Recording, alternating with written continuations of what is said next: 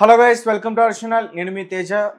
అసలు అల్లు అర్జున్కి రేవంత్ రెడ్డి గారికి మధ్య ఏమైనా విభేదాలు ఉన్నాయా? ఇంతకుముందు వాళ్ళిద్దరి మధ్య ఏమైనా గొడవలు జరిగాయా?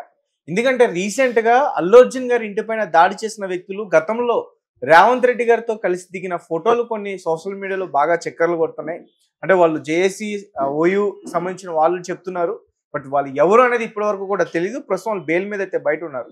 సో ఇదే విషయాన్ని మనతో పాటు డిస్కస్ చేయడానికి సీనియర్ జర్నలిస్ట్ భరద్వాజ్ గారు ఉన్నారు. ఒకసారి ఆయనతో మాట్లాడదాం. నమస్తే సార్. నమస్తే.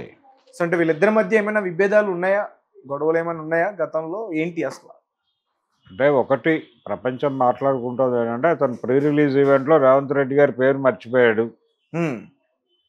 మర్చిపోయి తడబాటుకు గురయ్యాడు. ఈ తడబాటుకు గురవటం అనేది సీఎం గారిని హర్ట్ చేసింది అనేది ఒక అభిప్రాయం.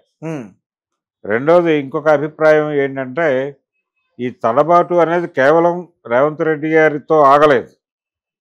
ఆయన ఏపీకి చెందినటువంటి సినిమాటోగ్రఫీ మినిస్టర్ గారి పేరు కూడా ప్రాపర్గా చెప్పాల. కందుల దుర్గేష్ పేరు ఆయనకి గుర్తు రాలేదు. వెంటనే కన్ఫ్యూజ్ అయ్యాడు. ఎవరో అందించారు పక్క నుంచి. అంటే రేట్లు పెంచడానికి ఎవరైతే అనుమతి ఇచ్చారో కనీసం వాళ్ళ పేర్లు చెప్పడానికి మొహమాట పడితే ఎలాగా? తెలుసుకోవాలి కదా. అన్ప్రిపేర్డ్గా వచ్చాడు ఆ రోజు. చాలా తప్పులు మాట్లాడాడు. ఇంకొకటి ఏమన్నాడంటే మేజర్ బ్లండర్ ఏంటంటే ఆ రోజు అతని ఉపన్యాసంలో టికెట్ రేట్లు పెంచుకోవడానికి ఇలా ప్రీమియర్స్ వేసుకోవడానికి అనుమతి ఇచ్చినటువంటి ప్రభుత్వాలకి అభినందనలు అన్నాడు. నువ్వు చెప్పాల్సింది థ్యాంక్స్ కదా, కృతజ్ఞతలు చెప్పాలి. కృతజ్ఞతలు చెప్పకుండా కంగ్రాట్స్ చెప్తే ఎలా కుదురుతుంది?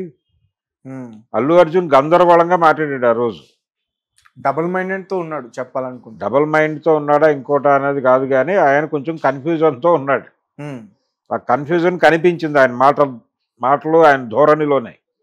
అయితే ఇక్కడ ఇంకొక విషయం సర్క్యులేట్ అవుతోంది. అంటే ఈ పేరు చెప్పకపోవడం అనేది మాత్రమే కాదు, రేవంత్ రెడ్డి గతంలో ఎమ్మెల్యేగా ఉండగా, ఇది దాదాపు ఒక 10-15 ఏళ్ల క్రితం గొడవ. అప్పటికి ఇంకా రాష్ట్ర విభజన కూడా జరగలేదు.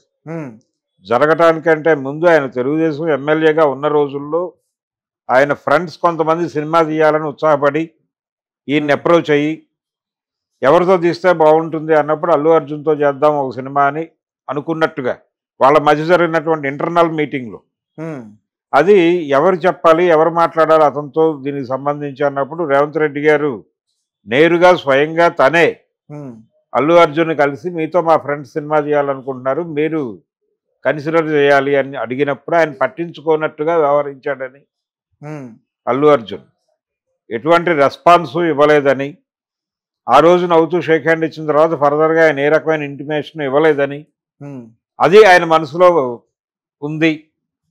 కనీసం మనం అడిగితే చేస్తానో చేయనో ఒక మాట చెప్పాలి కదా, అది కూడా చెప్పలా.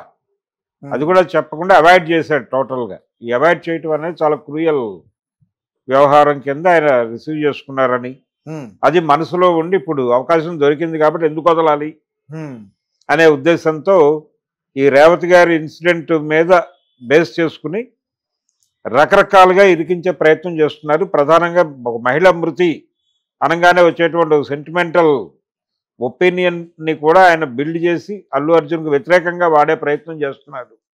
ఇదంతా కూడా ఆ రోజున అతను రిజెక్ట్ చేసిన కోపం, చిరాకు, ఇవన్నీ మనసులో ఇప్పటికీ కొనసాగుతున్నాయి ఆయనకి. అందుకని కార్నర్ చేస్తున్నారు అనేటువంటి అభిప్రాయం కూడా చాలామంది మాట్లాడుతున్నారు.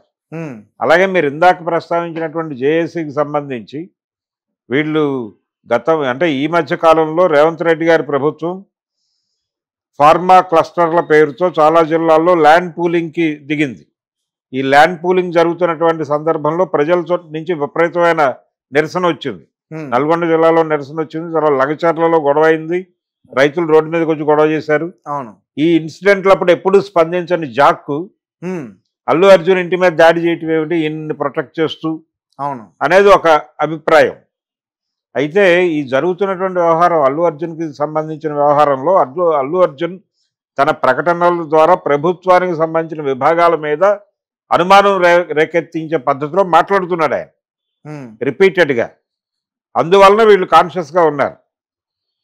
రెండోది, ఎప్పుడైతే ఆయన ప్రభుత్వం మీద వ్యతిరేకంగా మాట్లాడటం మొదలుపెట్టాడో, వ్యతిరేకమైన లీడ్స్ ఇచ్చే ప్రయత్నం చేశాడో, ఆటోమేటిక్గా కాంగ్రెస్ పార్టీ మీద వ్యతిరేక అభిప్రాయం ఉన్నటువంటి రాజకీయ నాయకులు, అలాగే రేవంత్ రెడ్డి మీద పర్సనల్గా వ్యతిరేకత ఉన్నటువంటి రాజకీయ నాయకులు అందరూ కూడా ఇతనికి మద్దతుగా నిలబడిపోయారు. ఇతనికి తెలియకుండానే ఇతని వెనకాల ఒక ఐక్య సంఘటన ఏర్పడిపోయింది.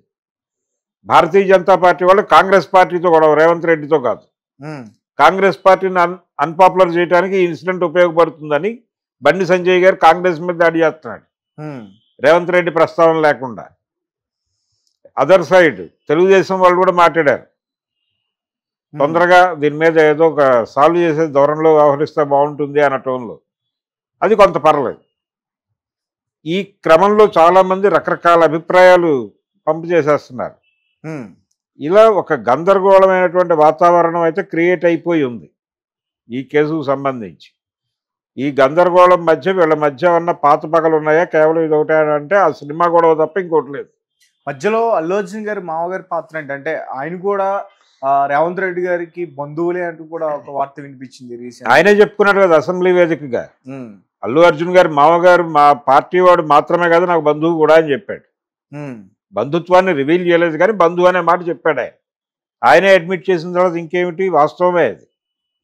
ఇప్పుడు ఆయన రకరకాల ప్రయత్నాలు చేస్తున్నాడు. నిన్న గాంధీ భవన్కి వెళ్ళారు, దీపా మున్షి గారిని కలిసే ప్రయత్నం చేశాడు మామగారు. ఆవిడ పర్మిషన్ ఇవ్వలేదు, ఆవిడ రిజెక్ట్ చేసింది. తర్వాత మాట్లాడదామంది, ఆ విషయాన్ని సీఎం పరిధిలో ఉందని చెప్పింది. తెల్లారి పొద్దున్నే సీఎం గారు కూడా అదే ప్రకటన చేశాడు. సో ఆయన ప్రయత్నం చేస్తూనే ఉన్నాడు. ఆయన ఇప్పుడు స్టేషన్ దగ్గరే ఉన్నాడు. ఈయన విచారణ సందర్భంగా అక్కడే ఉన్నాడు ఆయన.